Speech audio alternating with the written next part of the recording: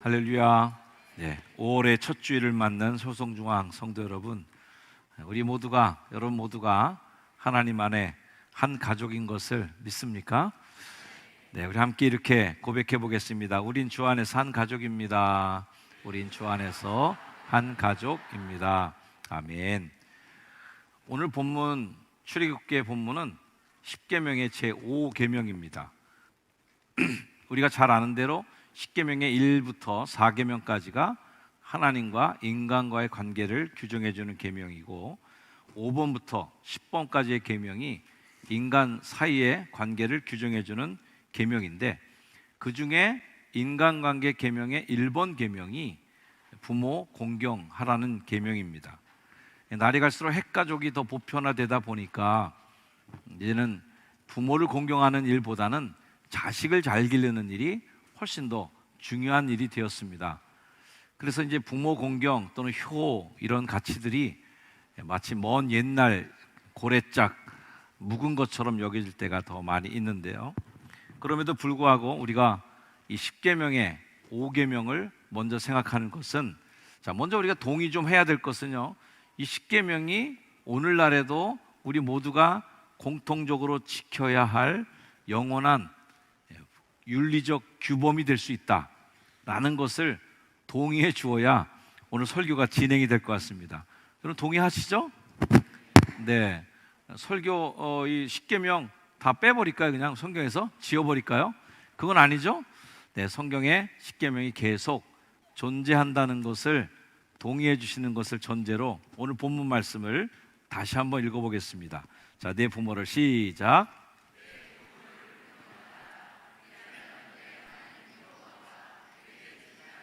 내 생명이 길리라. 자, 이 공경하다라는 말, 카베드라는 히브리 말은 무겁다, 힘겹다, 영화롭다, 존귀하다 이런 뜻을 갖고 있어요. 이 단어의 뜻을 말하자면 내 부모를 무겁게 대해라 라는 겁니다. 가볍게 여기지 말고 무게 있게 대하고 명예롭고 존귀하게 대하라는 의미를 갖고 있어요. 하나님께서는 부모를 공경하라 하시면서 땅에서 잘 되고 내 수명이 길리라고, 생명이 길다라고 축복해 주셨습니다. 이 내 생명이 길다라고 하는 이 히브리어 아라크라는 말은 신명기에서 자주 등장하는 표현인데요, 11번이나 비슷한 용법으로 나옵니다. 너희의 날이 길 거다, 너희의 날이 장구하리라, 이런 표현인데, 신명기 5장 33절까지의 말씀이 33절 말씀 이런 말씀이에요.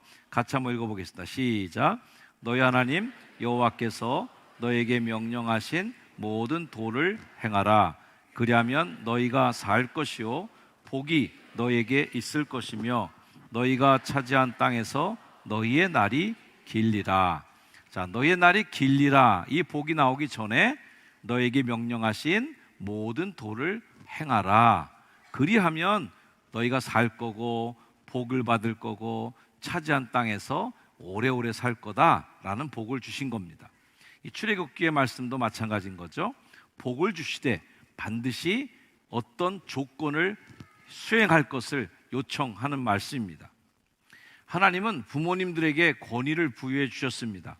아브라함과 이삭과 야곱의 하나님 이렇게 부르는 말은 대를 잇는 그 피부치 족보만을 이야기하는 것이 아니라, 아브라함을 믿음의 조상이다 라고 부를 때에는 그 이유가 분명히 있는 거예요.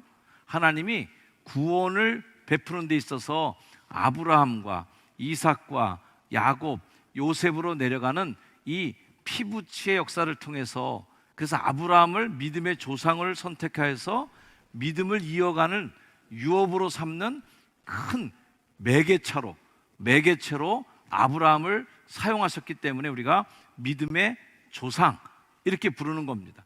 여러분 가정에도 신앙을 갖고 있는 할아버지, 신앙을 갖고 있는 부모가 바로 믿음의 조상인 거죠. 성경에 보면 갈라디아서 말씀에 너희가 그리스도의 것이면 아브라함의 자손이라는 거예요. 그리고 약속대로 유업을 이을 자가 된다, 축복해 줍니다. 이 원리가 부모와 자녀의 관계도 그대로 적용이 되는데, 구약 성경을 보면 축복의 권한자가 누구냐면 부모입니다. 특히 아버지입니다. 아버지가 자식에게 안수하고 축복합니다. 이 자리에 계신 부모님들은 다 하나님의 권위를 부여받은 축복의 권한자로서 해야 할 역할이 있다는 것을 분명히 알게 되시기를 주의 이름으로 축원합니다. 아버지 이삭은 에서에게 가야 될 축복을 야곱에게 다 부어주었어요. 그 다음에 에서에게 더 이상 줄 복이 없다 이렇게 얘기합니다. 이걸 보면 아버지가 아들에게 그 복을 다 내려주는 거예요. 야곱은 창세기 말미에 12아들 모두에게 일일이 축복해주며 기도하는 장면이 나옵니다. 아들의 특징에 맞게 아버지가 복을 비는 거예요. 이 땅의 모든 아버지들은 하나님의 영적인 권위자로서 자녀들에게 축복하고 자녀들의 믿음의 가이드라인이 되어주는 믿음의 조상이 되는 분인 줄 믿으시기를 주의 이름으로 축원합니다. 출애굽기와는 좀 달리 레위기는 하나님과 인간이 만나는 길 속에서 부모 공경을 통해서 좀 더 높은 수준에, 좀 더 공경을 높은 차원으로 다루는 장면이 나옵니다.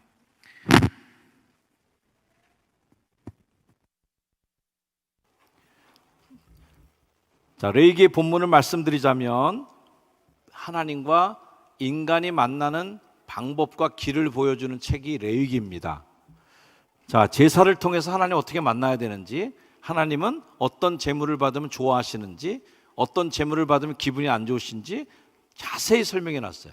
그래서 하나님과 인간이 만나는 교과서적인 책입니다.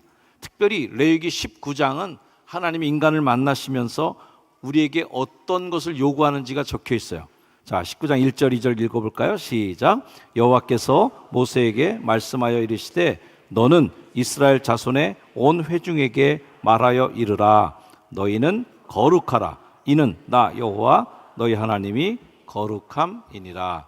자, 하나님이 우리에게 요청하시는 요청이 뭐냐면 너희는 거룩해야 된다는 거예요. 자, 이 땅에서 우리가 살아가는 우리가 어떻게 하나님의 거룩함과 맞닿을 수 있을까? 그 길을 레위기서가 드디어 보여주는 거죠. 그러면서 거룩하라 라고 한 2절이 끝나고 나서 3절부터 어떻게 거룩할지에 대한 방법을 알려줍니다. 3절이에요. 같이 한번 3절도 읽습니다. 시작. 너희 각 사람은 부모를 경외하고 나의 안식일을 지키라. 나는 너희의 하나님 여호와이니라. 아멘. 제가 목회하는 중에 꼭 한번 레위기서는 전체를 강해하고야 말겠다라는 각오가 있는 책 중에 하나가 레위기입니다. 한국교회 강단에서 레위기가 잘 설교 본문으로 등장하지 않는데 이게 옛날 일처럼 여겨지고 거기 각을 뜨고 피를 흘리고 어떻게 제사하는 것은 우리가 그렇게 하지 않으니까 지금 그게 무슨 소용이 있어 우리한테. 옛날 일 보고 배워야 뭐해? 라는 생각을 많이 하기 쉬운데요. 레위기서의 원리를 이해하면 하나님 만나는 방법을 알게 됩니다. 하나님을 만나는 길을 찾게 되기 때문에 레위기가 굉장히 중요한 책입니다. 자, 레위기 보면 어떤 자세로 예배를 해야 할지, 어떤 자세로 제물을 드릴지 이런 것들이 쫙 나오는데 결국은 이 모든 일을 하면서 어떻게 되길 원하느냐? 거룩하게 되길 원하는 거예요. 너희도 거룩해야 된다. 하나님의 성품을 닮은 사람이 되기를 원하는 거죠. 자, 그래서 19장 말씀에 보면 3절부터 시작해서 쭉 하나님의 성품을 닮아가는 우리들이 실생활에서 해야 될 역할에 대한 의무에 대한 말씀이 쭉 나옵니다. 자, 금방 읽은 말씀 3절에는 부모 공경, 안식일 준수가 나왔죠. 4절에는 우상을 만들지 말라. 5절부터는 성물을 여호와께 바르게 드려야 된다. 9절부터는 추수할 때에 가난한 자를 배려하라. 11절은 도둑질해서는 안 된다. 거짓말해서는 안 된다. 12절은 거짓 맹세하지 말라. 13절에는 품꾼의 삭스를 제대로 지급하라는 것. 14절은 장애인을 인격적으로 대하라는 것. 15절은 재판을 공정하게 하라. 16절 이웃을 비방하지 말라. 17절 18절 이웃을 내 자신과 같이 사랑하라. 19절부터 쭉은 각종 성경 조항들을 지키라. 32절은 노인을 공경하라. 33절 34절은 어려움을 겪고 있는 외국인들을 배려하라. 35절부터는 불의한 방법이 아닌 공정한 경제 활동을 하라라고 말씀하십니다. 레위기 19장의 목표라고 하는 인간의 거룩한 삶이라고 하는 그 굉장히 높은 그 목표를 달성해 나가는 것에 있어서 성경은 거룩함을 이루는 길이 종교적인 활동만을 얘기하지 않습니다. 기도 열심히 해라, 성경 많이 봐야 된다, 예배 꼭 참석해야 된다, 뭐 이런 종교적인 활동이 거룩함에 나아가는 길이 아니라 아주 일상생활 속에 있는 일들, 아주 철저하게 삶의 자리에서 있는 외국인들에게 친절해져 줘야 돼, 추수할 때는 꼭 가난한 사람들 위해서 남겨놔야 돼 라든지, 거짓말하면 안 돼, 이런 생활 속에서 일어나는 작은 하나하나가 다 거룩을 향한 길이라는 걸 알려줍니다. 자, 그 중에서 오늘 제가 강조하고 싶은 것은 그렇게 거룩을 향해 나아가는 그 많은 조항들 중에 첫 번째가 뭐라고요? 부모를 공경하라는 겁니다. 이 말씀이 여러분의 마음에 잘 새겨지기를 주의 이름으로 축원합니다. 사도 바울은 에베소 6장에서 인간관계에 대해 설명해 주면서 이렇게 얘기합니다. 6장 말씀 한번 읽어볼게요. 시작. 자녀들아, 주 안에서 너희 부모에게 순종하라. 이것이 옳으니라. 네 아버지와 어머니를 공경하라. 이것은 약속이 있는 첫 계명이니 이로써 내가 잘되고 땅에서 장수하리라. 사도는 부모 공경을 약속이 있는, 보증이 되어 있는 첫 계명이라라고 증언합니다. 부모 공경에는 영적인 뜻이 숨겨 있는데 어떤 뜻이냐면 이거예요. 같이 읽습니다. 시작. 부모 공경은 순종하는 믿음의 기초입니다. 부모 공경에 대해서 사도 바울이 얘기하면서 너희는 부모에게 순종하라, 또는 너는 부모를 공경하라 라고 얘기합니다. 순종과 공경은 같은 의미로 사용하고 있어요. 자, 공경이 없이 순종할 수 있겠죠? 어떤 관계일 때 그럴까요? 종과 주인의 관계 속에서는 공경심이 없이도 순종할 수 있습니다. 돈 주고 돈 받는 관계 속에서는 공경심이 없어도 갑과 을이기 때문에 순종할 수 있죠. 하지만 부모와 자식 간의 관계에 있어서는 공경심이 있어야 순종할 수 있는데, 에베소에서 말하는 약속 있는 첫 계명이라는 말은 으뜸이 되는 축복의 약속이라는 얘기야. 자, 축복의 약속 중에서 가장 으뜸이 축복이 뭐냐면 부모를 공경하는 것을 통해서 얻는 복이라는 말씀을 하고 있습니다. 창세기를 보면 노아가 홍수 이후에 포도나무를 다시 재배하고 포도 열매를 따서 포도주를 먹고 취해서 뻘거벗고 누워서 자게 됩니다. 그것을 본 함이라는 아들이 아버지의 흉을 봅니다. 밖에 나가서 형제들에게 고자질했고, 두 형제 셈과 야벳은 아버지의 허물을 가려주려고 옷을 들고 가는데 그 옷도 그냥 들고 가는 게 아니라 옷 들고 뒷걸음질 쳐서, 안 보려고 뒷걸음질 쳐서 아버지의 수치를 가려줍니다. 그 일 이후에 세 아들에게 취한 노아의 조치는 우리가 이성적으로는 좀 이해가 안 되는 조치를 취하기도 합니다. 아버지의 수치를, 아니 자기가 술 취해서 눕고 그렇게 자기의 수치를 드러낸, 하체를 드러낸 것은 본인의 실수인데 그 본인의 실수를 가리지 않고 그대로 나가서 흉본 함, 그리고 그의 자손인 가나안족에게 저주를 크게 내리고요.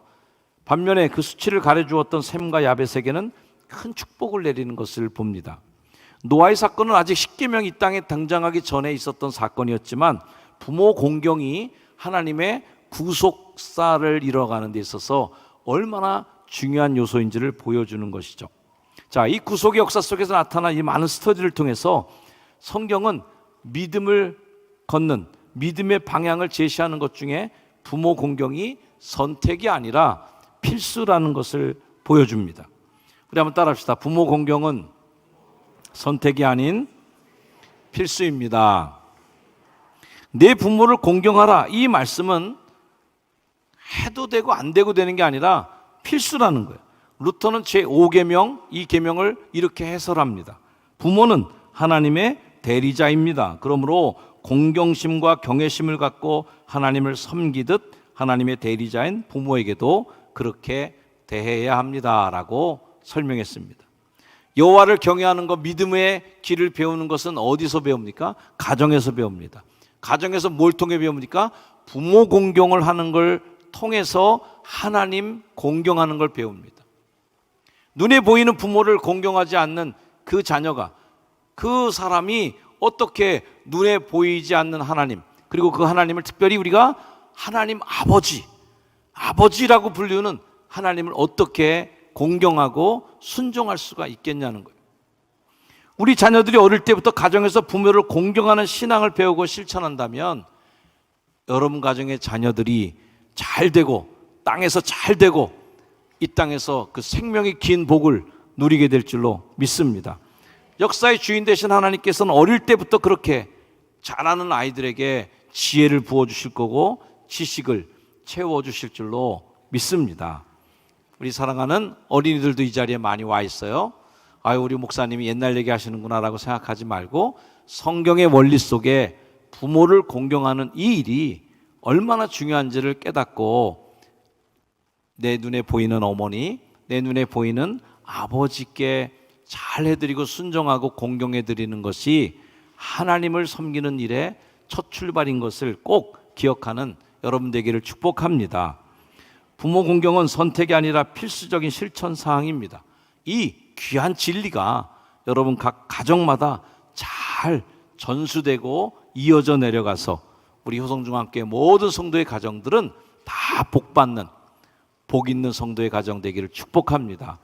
믿음의 명문 가정을 이루는 효성중앙교회 가족 되시기를 다시 한번 주의 이름으로 축원합니다. 기도하겠습니다. 하나님 감사합니다. 믿음의 명문 가정을 늘 이 종이 기도하며 축복합니다. 우리 성도들 가정은 믿음의 명문 가정을 이루는 복 있는 가정들 다 되게 하여 주옵소서. 신앙의 가정에 신앙이 나오게 하시고 믿음의 부모님 그 세대를 뛰어넘을 수 있는 더 큰 믿음의 소유자들이 탄생하게 하여 주셔서 하나님이 복 주실 만한 복의 그릇되는 가문들, 가정들 다 되게 하옵소서. 때로는 우리가 공경할 수 없는, 때로는 우리가 순종할 수 없는 부모도 자주 뉴스에서도 보고 우리 실생활에서도 그런 부모들이 있다는 것을 압니다. 하오나 그리 할지라도 그 부모를 생각하고 그 부모를 위해 기도하며 마음을 다해 섬기는 귀한 공경심의 마음을 주셔서 하나님이 땅에 주신 부모 공경의 귀한 계명 이루게 하여 주옵소서. 축복하며 예수님의 이름으로 간절히 기도드립니다. 아멘.